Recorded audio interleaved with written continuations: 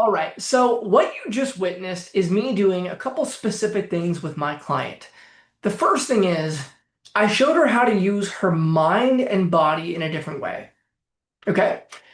If we are focusing in our mind, if we're thinking about things that might go wrong, or the worst case scenario, or if we like imagine ourselves freaking out because we remember the one time when we did, your whole body is going to react to those thoughts as if they're real because your brain just doesn't know the difference between what's real and what's imagined. So I helped her to not only kind of get rid of, so to speak, those thoughts, but I helped her to make it very, very challenging for her to have those thoughts automatically. Does that make sense? So, like, sure, they might come up once in a while, but it's a way harder for it to just automatically come up. I'll explain how and the science behind that in 1 second. But the second thing I showed her how to do is use her body. Many people struggling with anxiety and panic, probably including yourself, don't realize just how much you're tensing up your body to create panic and anxiety. I put emphasis on that because you probably, just like most people, believe that the panic and anxiety makes you tense up your body when it's actually the other way around.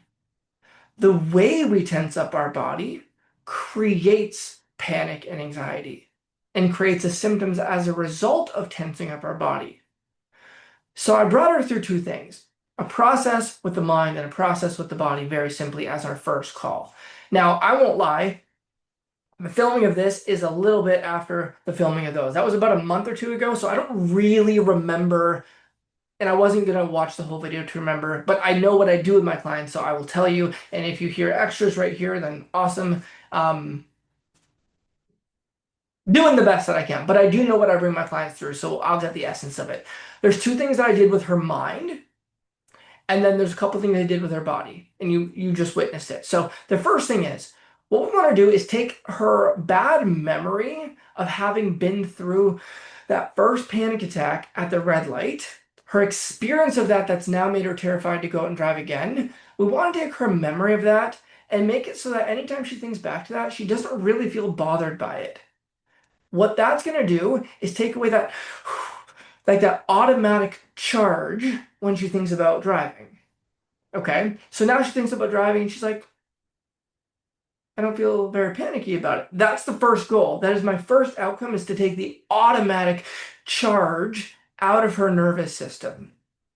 The way we do that is we put a thick border around the thought or the memory in her mind, because what that does is switches the memory from a remembered memory to the other hemisphere of the brain into a constructed image.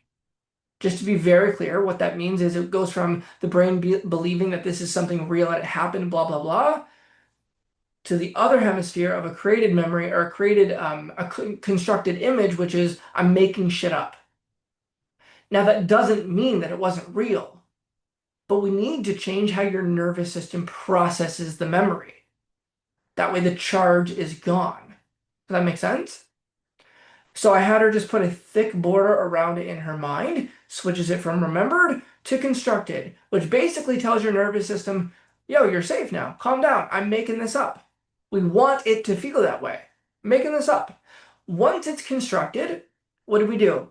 I then had her shrink it down to the size of like a quarter in her mind. So from this giant image of like being terrified in her mind, like an IMAX, to like something really small, right? That she would almost have to squint to see it if she tried, right? Just really small. What that does is reduces the feelings in your nervous system.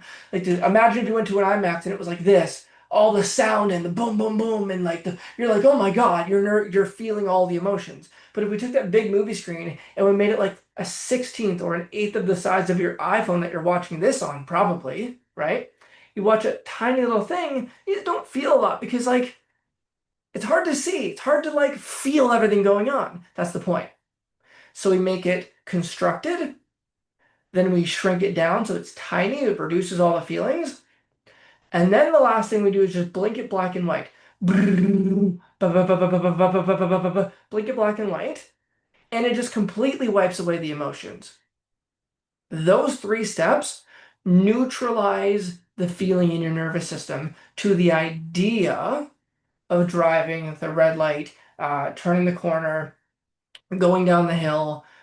For you, it might be merging onto the highway. Like whatever the thought is in that regard, it literally neutralizes the triggers in your nervous system. Not coping, it neutralizes it. Okay? The second thing I showed her how to do, and you can do this with me right now if you choose to, the second thing I showed her how to do is breathe and relax her physical body. Like I said, most people, maybe including yourself, I don't know because I'm not like obviously face to face with you, but most people don't realize how much they're tensing up their body to create panic. We already covered the fact that most people believe that panic makes them tense, but it is the other way around. But I want to explain this in a very specific way.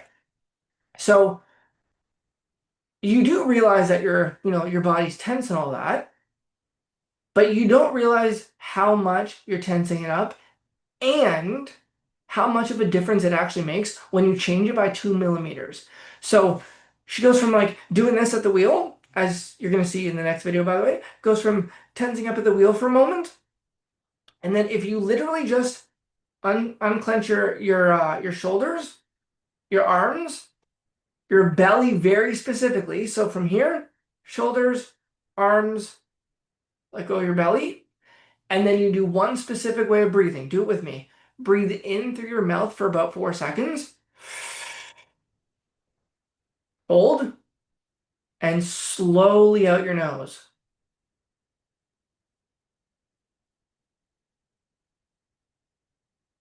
Do it one more time. Out your nose. All the way. How calming does that feel? So you don't need to do that perfectly. The point is in through the mouth, slower out through the nose. In through the mouth, slower out through the nose. Once you get your body just in the habit of that,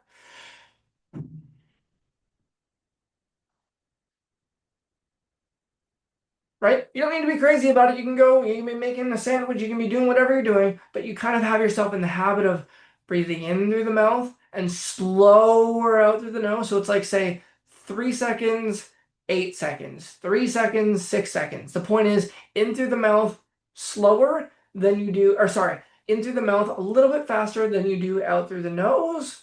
And you just repeat that cycle, your whole nervous system remains calm the whole time. Now, if you flip it, and you do in through the mouth slowly and quickly out the nose, watch what happens. Do it again. And by the way, switch it up however way you want, right? But my point is, if you do it in through the mouth, or just breathe in quickly and out, I'm getting confused here. In quickly, no, in slow, out quick. There we go. You're going to notice a boost of energy. So try that for a second. Any way you want. In slowly, out quickly. Do it again. What does it do? Energy up, right? Now flip it again. In slowly, or in quickly, out slow.